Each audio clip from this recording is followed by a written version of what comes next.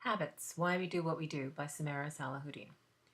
So, a habit is like a settled or regular tendency, like a practice, especially one that is hard to give up. There are other words for it like custom, routine, the way, tradition, the norm.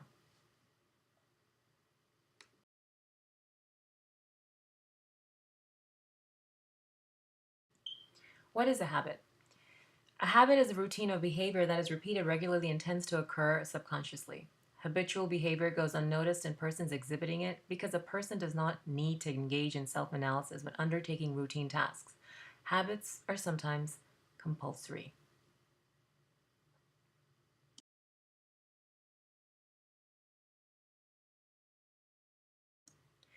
Habits are a big deal within companies. Charles Duhigg, the famous author of The Power of Habit, talks about habits being a big deal not only in our lives because about 40 to 50% of what we do every day sort of feels like a decision, but it's actually a habit. The key element that decides whether a company succeeds or fails, irrespective of big strategy decisions.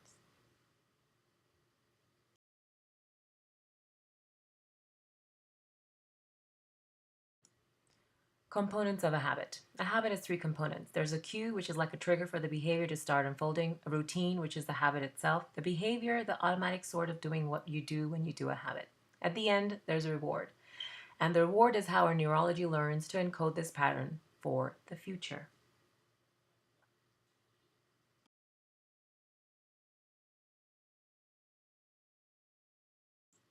The neuroscience of habit. Most behavior originates in the prefrontal cortex. As behavior becomes a habit, it becomes automatic and moves to the basal ganglia, which is one of the oldest structures in the brain. That's why habit feels automatic, because it's happening in this part of the brain that, for all intents and purposes, exempts from that process.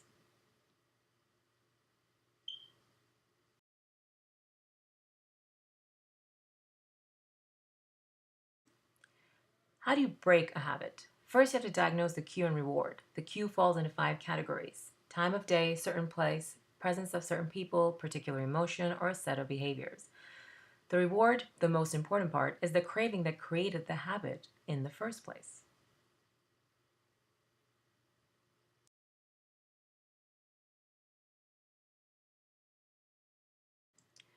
So, is Claude C. Hopkins one of the founders of the habit? Well, about 100 years ago, he was the most famous ad man in America. His friend found this new toothpaste called Pepsodent, and he wanted to help him sell it. He started associating it with tingling with cleanliness, which he soon realized that that was a reward that craved brushing.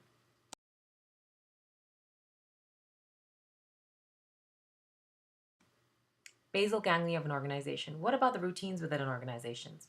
Well, the parallel to the way habits work in individuals that are like down in the basal ganglia of the organization where people don't really notice them. The entire organization moves in the same direction as the habits of the people.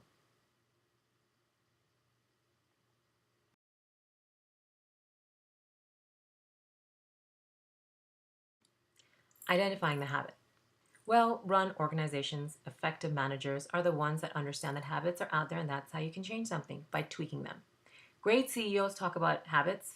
5% is about making big strategy, 95% is about the culture of the workplace. Bad CEOs, on the other hand, pretend like organizational habits don't exist.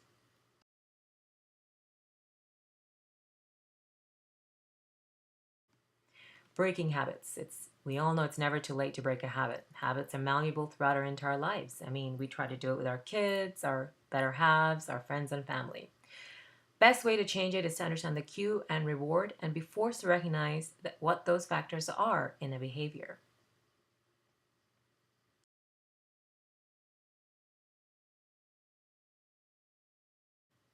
On spirituality and habits, well, at some point when you're changing a deep seated behavior, you're going to have a moment of weakness. For example, at a moment of weakness, if you can look across the room and think, well, Jim's kind of a moron. I think I'm smarter than him. If Jim can do it, I can definitely do it. Now that's enormously powerful.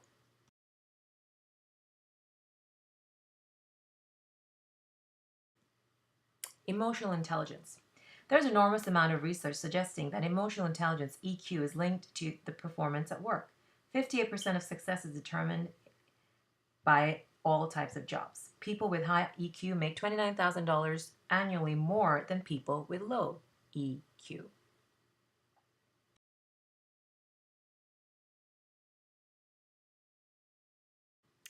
So, what are the habits of genuine people? Experts say emotional intelligence is a powerful way to focus your energy in one direction with tremendous results. But there's a catch. This emotional intelligence won't do a thing for you if you aren't genuine. A recent study found that people don't accept demonstrations of emotional intelligence at face value. They want to know that it's genuine, that your emotions are genuine.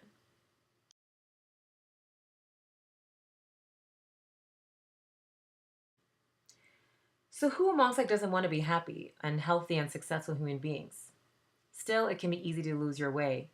That's why it's necessary to compile a list of habits that will help each one of us reach our goals. Of course, essentially, the better habits will help. Here's mine.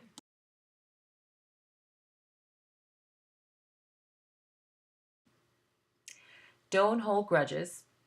Always think outside the box. Make exercise a routine. Have a supportive tribe. Do not waste time with negative people. That's a must. Always be positive, that is. And last but not the least, don't care what other people think. I hope you enjoyed the show.